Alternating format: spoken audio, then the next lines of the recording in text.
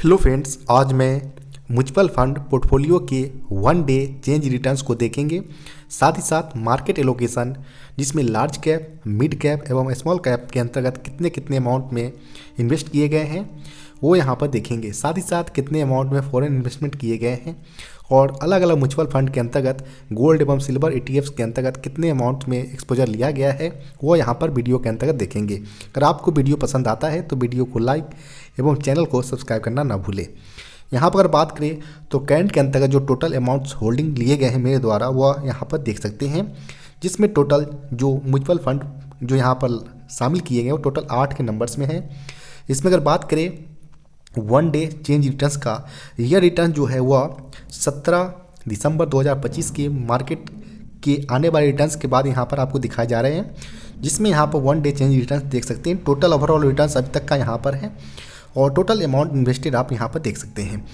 उसके अलावा अगर बात करें यहाँ पर XIRR का, XIRR जो होते हैं वो extended internal rate of returns को यहाँ पर डिनोट करते हैं, जिसमें लाइफ टाइम्स और एक्टिव दोनों यहाँ पर देख सकते हैं। लाइफ टाइम की अगर बात करें तो 4.57% है, जबकि एक्टिव की अगर बात करें जो करंट होल्डिंग के अंतर्गत जो ओवरऑल रिटर्न जो निकल कर आ रहे हैं XIRR वो यहाँ पर 10% यहाँ पर है। इसके अलावा अगर बात करें यहाँ पर टोटल जो अमाउंट्स करंट के अंतर्गत इन्वेस्टेड किए गए हैं वो यहाँ पर देख सकते हैं, जिसमें Nippon India multi asset allocation funds, Parag Parikh flexi caps, इसके अलावा DSP multi asset allocation fund, White Oak Capital multi asset allocation fund और इडलविस US टेक्नोलॉजी जो कि JP मॉर्गन्स का जो फंड है US मार्केट के अंतर्गत, उसमें यहाँ पर या इनके द्वारा अमाउंट इन्वेस्ट किए जाते हैं, जो कि यहाँ फंड ऑफ फंड्स यहाँ पर है इडलविस US, जहाँ पर हमारे द्वारा अमाउंट यहाँ पर डाले गए हैं। इसके अलावा शॉर्ट ड्यूरेशंस के लिए यहाँ पर 2 फंड्स लिए गए, डेप्ट फंड्स।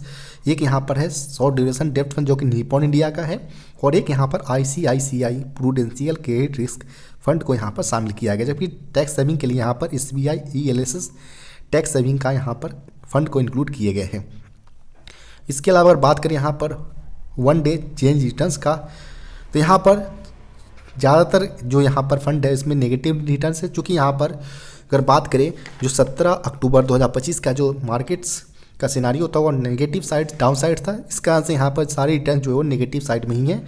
लेकिन चूंकि ये मल्टी एसेट एलोकेशन फंड है जिसमें इक्विटी, डेप्ट्स, गोल्ड, सिल्वर एवं रियल एस्टेट के साथ साथ जो फॉरेन इन्वेस्टमेंट होते हैं उसमें एक्सपोजर लिया जाता है, इसलिए यहाँ पर जो डाउन साइड जो यहाँ पर नेगेटिव देख पा रहे हैं वो यहाँ पर ज़्यादातर केस में मल्टी एसेट्स के जो फंड है उसमें कम आप देख पा रहे होंगे। इसके अलावा जो फ्लेक्सी कैप्स है यह ज़्यादातर यहाँ पर US फंड्स, डेप्ट्स और जो इंडियन इक्विटी मार्केट जो होती है इसमें exposure large cap, mid cap एवं स्मॉल कैप के अंतर्गत लेते हैं।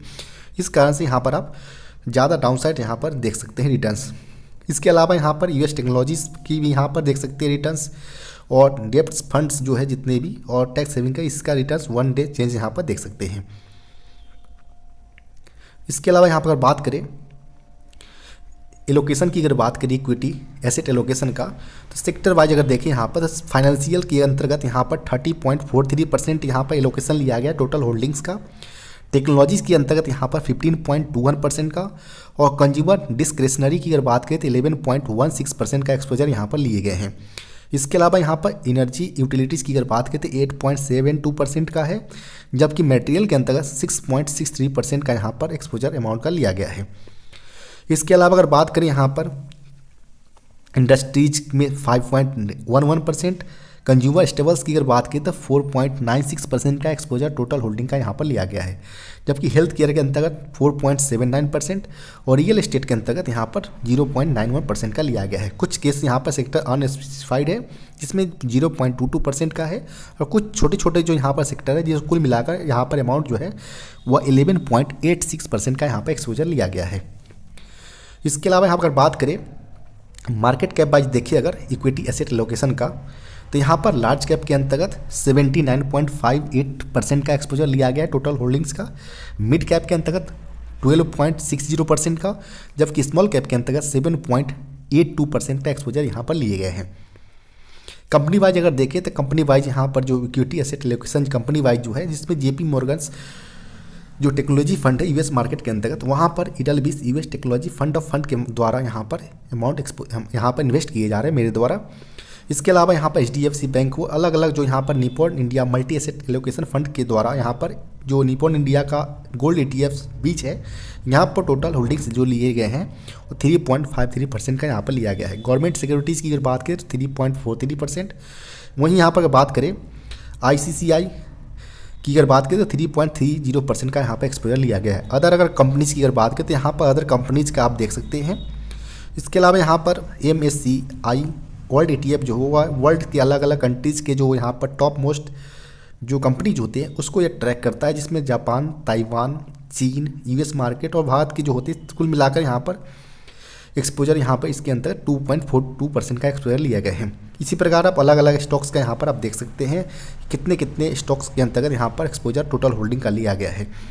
इसके अलावा यहाँ पर आप देख सकते हैं कि जो ग्लोबल मार्केट जो है US मार्केट का स्टॉक जो है अल्फ़ाबेट्स, इसमें 1.60% का यहाँ पर एक्सपोजर लिया गया है। इसके अलावा DSP गोल्ड ETF के अंतर्गत 1.45% का।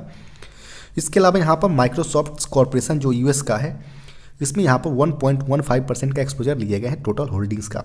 निपॉन इंडिया की अगर बात करें तो यहाँ पर सिल्वर ETF जो कि multi asset allocation fund Nippon India के, इसके द्वारा यहाँ पर सिल्वर ETF के अंतर्गत 1.05% का एक्सपोजर यहाँ पर लिए गए हैं। इसके अलावा अदर अगर बात करें यहाँ पर तो अदर के अंतर्गत US मार्केट के अंतर्गत जो यहाँ पर Amazon.com इंक जो स्टॉक्स है, इसमें 1.02% का और मेटा फेसबुक के अंतर्गत 1.01% का एक्सपोजर यहाँ पर लिए गए हैं। इसके अलावा यहाँ पर बात करें अदर जो स्टॉक्स है यहाँ पर देख सकते हैं। इसके अलावा यहाँ पर DSP Nifty 50 equal weight ETF growth के अंतर्गत 0.70% का एक्सपोजर लिए गए हैं DSP multi asset allocation fund के माध्यम से। यहाँ पर बात करें तो यह मेनली जो है भारत के टॉप 50 कंपनी जो है निफ्टी 50 को ट्रैक करता है, उसी पर यह बेस्ड होता है यहाँ पर ETFs। यहाँ पर embassy office REIT park REIT जो है वह यहाँ पर रियल एस्टेट के स्टॉक्स है। इसके अलावा अदर आप यहाँ पर स्टॉक्स और उसके होल्डिंग्स कितने अमाउंट में लिए गए हैं वो आप यहाँ पर देख सकते हैं। जबकि यहाँ पर आप देख सकते हैं सिल्वर ETF जो DSP का, इसमें भी मल्टी एसेट एलोकेशन जो DSP का उसके द्वारा यहाँ पर एक्सपोजर लिए गए हैं 0.45% का यहाँ पर एक्सपोजर लिए गए हैं। इसके अलावा अदर यहाँ पर स्टॉक्स देख सकते हैं। कुछ यहाँ पर जो अदर कंपनियाँ हैं जिसमें कुल मिलाकर यहाँ पर 30.41% का एक्सपोजर यहाँ पर लिए गए हैं।